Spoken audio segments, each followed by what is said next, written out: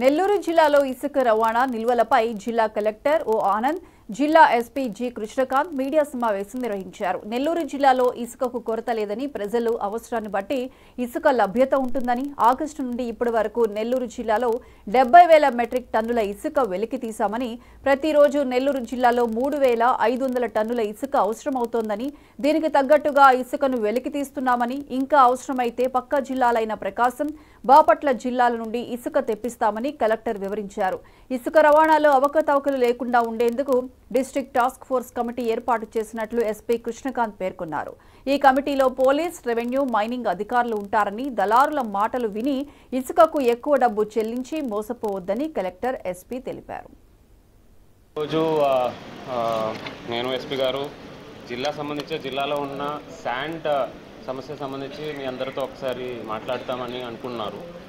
మనకు జిల్లాలో చూస్తే ప్రస్తుతానికి 60,000 టన్నుల పైన శాండ్ మనకు 3 శాండ్ స్టాక్ యార్డ్స్లో అవైలబిలిటీ ఉన్నాయి.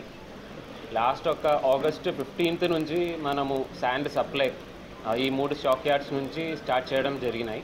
జిల్లాలో లాస్ట్ 20-25 రోజుల్లో సుమారుగా 33,000 టన్నుల పైన ఆల్రెడీ శాండ్ డిస్పాచ్ చేయడం జరిగినాయి. ఇవన్నీ కూడా ఏపీ శాండ్ మేనేజ్మెంట్ పోర్టల్ అని చెప్పి ఏపీ శాండ్ పోర్టల్లోనే ద్వారా ఆన్లైన్లో ఎవరైతే బెనిఫిషరీస్ ఎవరైతే కావాల్సిన వాళ్ళు ఆన్లైన్లో బుక్ చేసేసుకొని పంపించడం జరిగినాయి. 24/7 మన డిపార్ట్మెంట్ని అయితే మెన్ను మనం అక్కడ డిప్లాయ్ చేయడం జరుగుతుంది.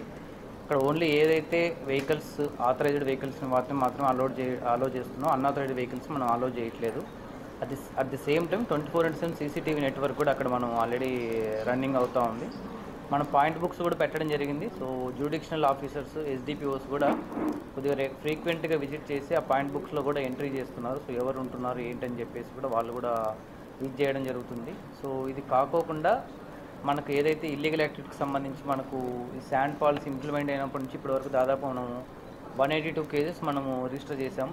దాదాపుగా 353 మంది మీద మనం కేసులు పెట్టడం జరిగింది. సో 298 వెహికల్స్ మనము సీజ్ చేసాం ఇప్పటి వరకు. రోజు నేను ఎస్పీ గారు జిల్లాలో ఉన్న శాండ్ సమస్య సంబంధించి